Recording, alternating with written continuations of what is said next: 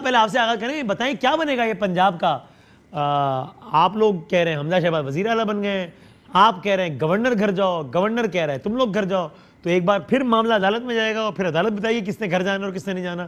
رانا مشہود صاحب دیکھیں، بسم اللہ الرحمن الرحیم۔ بدامی صاحب، بدقسمتی یہ ہے کہ پاکستان کے اندر آئین اور قانون کو یہ جو بات نعرہ لگاتے تھے نا، دو نہیں ایک پاکستان، تو دو پاکستان تو ہم نے تحریک انصاف کی حکومت کے دور میں دیکھے کہ جب ان کے لیے اور طرح کا قانون تھا اور باقی پورے پاکستان کے لیے اور طرح کا قانون تھا۔ اب آئین پاکستان جو ہے اس کے مطابق سیاست کیا ہے اور جمہوریت کیا ہے؟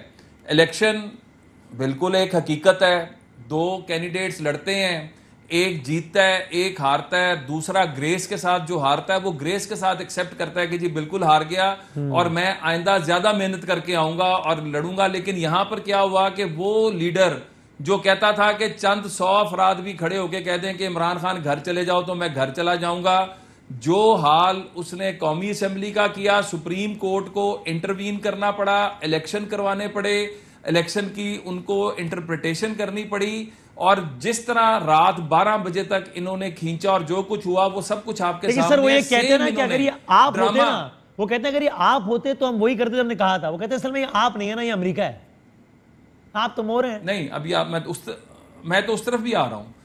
دوسرا، Punjab assembly again high court کو انٹروین کرنا پڑا، ہائی کورٹ کو یہ کیٹیگوریکلی کہنا پڑا کہ جب شیڈول جاری ہو جائے تو الیکشن کسی بھی صورت میں جو ہے وہ آپ ملتوی نہیں کر سکتے، آپ کو ہر حال میں الیکشن کروانا ہے۔ اور انہوں نے امپاور کیا ڈپٹی اسپیکر کو کہ اگر آپ الیکشن میں آپ کو کوئی پرابلم آتی ہے، کوئی امپیڈیمنٹ نظر آتا ہے تو آپ کو چیف سیکرٹری اور آئی جی جو ہے اسسٹ کریں گے۔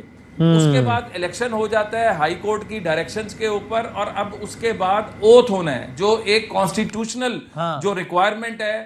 اور دیکھیں آرٹیکل 48 آف دا کانسٹیٹیوشن کہتا ہے کہ پریزیڈنٹ نے on the advice of prime minister act کرنا ہے، اور پرائم منسٹر نے ایڈوائس بھیجی اور یہ کہتے ہیں کہ نہیں، تو یہ بھی مطلب ایک طرح کا جو سٹیل میٹ کریٹ کرنے کی کوشش کر رہے ہیں نا۔ اور دوسری بات، تو یہ معاملہ بھی عدالت میں حل ہوگا کیا؟ امریکہ، میں امریکہ والی بات چلے بعد میں عدالت جائے گا۔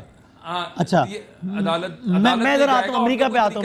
میں امریکہ تو وہ کہہ رہے ہیں آپ لوگ چلے، ٹھیک بھائی عثمان ڈار صاحب، لیکن یہ بتائیں نا، دیکھیں عثمان ڈار صاحب پاکستان کی تاریخ بھری پڑی ہے حکومتوں کے آنے اور جانے سے، لیکن یہ تو شاید ہی کسی نے کیا ہو کہ وہ صدر کہہ رہے ہیں میں حلف نہیں لوں گا، گورنر کہہ رہے ہیں میں حلف نہیں لوں گا۔ وہاں مشرف صاحب اور نون لیگ کا جتنا معاملہ خراب تھا پھر بھی بہرحال یہ ہوا، آپ کا اور نون لیگ کا اتنا خراب تھا پھر بھی ممنون حسین صاحب نے حلف۔ اب آپ تو بس وہ آپ پچ ہی اکھاڑ دیتے ہیں کہ چلو گیم خراب کرو، بس ٹھیک ہے یار کوئی بھی نہیں کھیلے گا، اب جاؤ کوئی نہیں کھیلے گا، میچ ختم کرو یار چلو۔ وسیم، میں مسکرا اس لیے رہا تھا کہ آپ نے بڑی زبردست سپن بولنگ کی ہے، ٹرن بھی کی عبدالقادر کو، معصومانہ سوال بھی کرتے رہے ہو، آگے سے عبدالقادر بھی جما رہا ہے، اس نے بھی جم کے بیٹنگ کی۔ عبدالقادر گھبرائے نہیں ہے، عبدالقادر گھبرائے نہیں ہے۔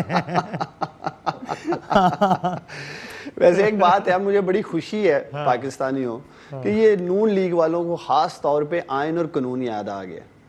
یہ وہی رانا مشہود کی جماعت ہے جنہوں نے ڈنڈوں کے ساتھ سپریم کورٹ پہ حملہ کیا۔ یہ وہ جماعت ہے جو بریف کیس لے کے ہمارے محترم جج صاحبان کو خریدتے رہے ہیں۔ یہ وہ نون لیگ ہے، یہ حکومت کے آنے کی بات کہہ رہے ہیں، جی مرکز میں یہ ہو گیا، پنجاب میں یہ ہو گیا۔ ضمیر فروشی کا جو لوٹوں کا انہوں نے بازار گرم رکھا، جو پیسہ چلایا ہے، اور بھائی اتنی ہی جلدی تھی حکومت میں آنے کی تو عزت کے ساتھ آ جاتے۔ اس بشرمی کے ساتھ جو ہو رہا ہے اس ملک میں جمہوریت کے ساتھ، بہتر تھا الیکشن میں چلے جاتے۔ اس طرح ترلے منتوں پہ آ گئے ہیں وسیم کہ اوتھ لے لو بابا، اوتھ لے لو، حمزہ شہباز کو چیف منسٹر بنا دو بابا۔ بھائی اتنے ہی ڈیسپریٹ ہو رہے ہیں آپ لوگ۔ سی ایم بنتا ہے نمبر سے، نمبر ان کے پاس ہے، جب نمبر آ جائے تو حلف ہی ہوتا ہے نا۔ وسیم ہمیں کہتے تھے اس کے بعد کوئی کیا ہوتا ہے، جب کوئی سی ایم بن جاتا ہے تو حلف ہی ہوتا ہے نا۔ دیکھیں حلف کا ہونا معمول کی بات ہے، گورنر کا کہنا ہے کہ حلف نہیں لوں گا یہ غیر معمولی بات ہے، ان یوزول یہ ہے۔ دیکھیں آپ 12 سے 14 ایم پیوں کے ضمیر خرید کر، ہچر ٹریڈنگ کر کے، پلاٹ دے کے، فارچون گاڑی دے کے، 2-2 کروڑ پہ دے کے، اور پھر نون لیگ کے ٹکٹ کی پاکستانیوں یہ بات کرتے ہیں، اور ایسی پھر یہ ہاؤس میں چینج لے کے آتے ہیں۔ اس سے بہتر نہیں کہ عزت کے ساتھ الیکشن میں چلے جاتے۔ پنجاب 10 سے 12 کروڑ عظیم لوگوں کا صوبہ ہے, ان کروڑوں لوگوں کو فیصلہ کرنے دیں کہ پنجاب کا حکمران کون ہوگا. گھبراتے کیوں ہیں؟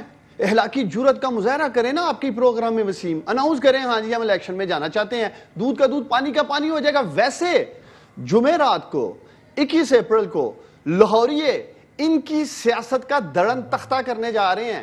یہ کلپ ریکارڈ پہ رکھنا وسیم, یہ جو میں کہہ رہا ہوں.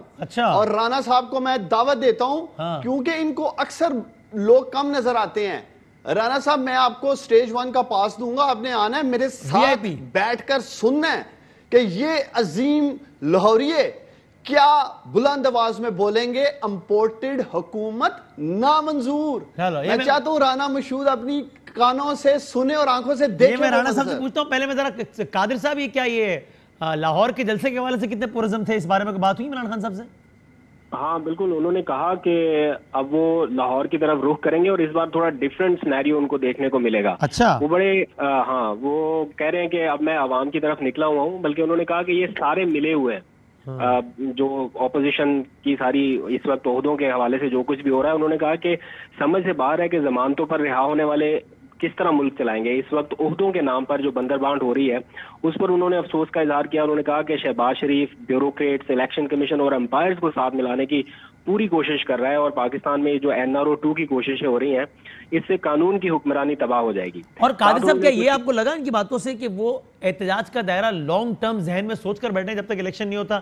یعنی ممکن ہے کہ وہ اسلام آباد بھی آئے کا مطلب جلسہ والا آئے نہیں, آ کے بیٹھ جانے والا, ایسی بھی کوئی آپ کو لگا کچھ ذہن میں؟ ایسا کوئی سگنل انہوں نے نہیں دیا, لیکن ہم نے ان سے پوچھا تھا کہ لاہور جلسے کے بعد پھر آپ کا کیا پلان ہے, مطلب اس کے بعد آپ کیا کریں گے. انہوں نے کہا کہ میں یہ سوچ بھی نہیں سکتا تھا کہ اتنی بڑی تعداد میں عوام میرے ساتھ نکلے گی, اور ایک پلان اپوزیشن نے بنایا ہے, ایک پلان اللہ نے بنایا ہے. وہ کہہ رہے ہیں کہ میں اب لڑوں گا, عوام کے بلبوتے پر لڑوں گا, اور جس طرح سے قوم میرے ساتھ اٹھ کے کھڑی ہوئی ہے اب ہم یہ کوشش جاری رکھیں گے, اور یہ جو آزاد خارجہ پالیسی والا سارا معاملہ اب یہ دیکھیں گے. اور انہوں نے ایک بات کی, انہوں نے کہا کہ 3 سال انہوں نے لگائے اس ساری قوم کو میرے خلاف باہر نکالنے کے لیے, لیکن اب اللہ کی کرنی دیکھیں گے یہ ساری قوم ان کے خلاف نکل رہی ہے. اچھا, میرے خلاف نکالنا چاہتے ہیں. فورن فنڈنگ کیس پہ کوئی بات ہوئی ہے؟ سوال نہیں ہے, چونکہ وہ اسلام آباد ہائی کورٹ نے کہا کہ تھوڑے دنوں میں فیصلہ ہے اس کا, تو کچھ بات ہوئی اس بارے میں؟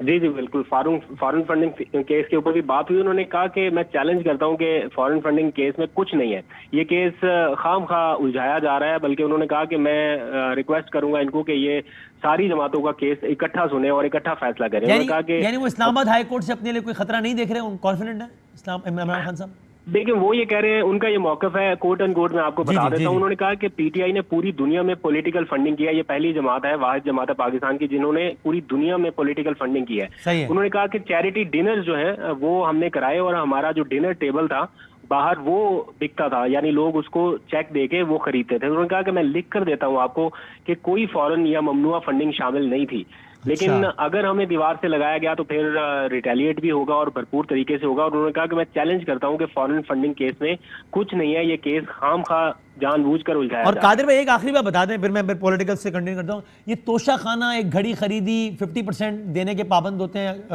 پرائم منسٹر, پھر وہ لے سکتے ہیں, پہلے 15% تھا پھر 50%. تو عمران خان صاحب نے آج جو ہمیں لگا وہ یہ کہ انہوں نے مانا کہ ہاں بھائی بالکل میں نے as per law 50% of the amount دیا, گھڑی خرید لی, پھر ہاں میں نے بھائی بیچی وہ گھڑی, اس میں کیا مسئلہ ہے, نتھنگ رانگ ان اٹ. یہ ایسا ہی انہوں نے اسی طرح واضح الفاظ میں کہا ہے. باقی باتیں آپ کی ٹھیک ہے, تحفے کا مجھے پتہ نہیں ہے کہ وہ گھڑی تھی یا کچھ اور چیز تھی, لیکن کوئی چیز تھی. انہوں نے کہا کہ اگر 3.5 سال بعد میرے خلاف صرف توشہ خانہ ہی ملا ہے ان کو تنقید کرنے کے لیے تو میں اللہ کا شکر کرتا ہوں کہ یہ ٹھیک ہوا ہے. انہوں نے کہا کہ کسی نے ان کو گھر پر یعنی بنی گالہ پہ کوئی تحفہ بھجوایا تھا جو کہ کسی سرکاری دورے پر نہیں تھا, بنی گالہ میں ان کی ذاتی رہائش گاہ پر بھجوایا تھا, لیکن قانون پر عمل درآمد کرتے ہوئے انہوں نے وہ تحفہ توشہ خانہ میں بھجوایا, اور وہاں پر ایک ٹیم بیٹھی ہوتی ہے جو اینالائز کرتی ہے اور اس کی قیمت کا تعین کرتی ہے. تو قانون کے مطابق جب اس کی قیمت کا تعین ہو گیا تو اس کا 50% دے کر انہوں نے وہ تحفہ واپس لے لیا. اس کے بعد انہوں نے کہا کہ میں نے اپنے گھر کے باہر سڑک بنوائی, وہ اپنے خرچے سے بنوائی, فینسنگ کروائی, جو کچھ بھی. انہوں نے کہا اگر میں پیسہ بنانا چاہتا, اسی چھوٹی چھوٹی چیزوں سے پیسہ بنانا چاہتا, یہ 1.5-2 کروڑ روپیہ کیا ہے میرے لیے. اگر میں اپنے خالی بنی گالہ کو کیمپ آفس ڈکلیئر کر دیتا تو میں آرام سے بیٹھے کروڑوں روپیہ تو ادھر سے ہی کما سکتا تھا, مجھے کیا ضرورت تھی. اور مالیت ڈسکس ہوئی اس تحفے کی, بتائیے انہوں نے یہ کہا کہ 1.5-2 کروڑ روپے سے میرا کیا بن جاتا. مجھے ایسا لگا کہ شاید وہ تحفہ 1.5-2 کروڑ مالیت کا ہے, مجھے ایگزیکٹ نہیں پتا, یہ ان کے کوٹ اینڈ کوٹ ورڈ آپ کو بتا رہا ہوں. تھینک یو ویری مچ قادر, بہت شکریہ.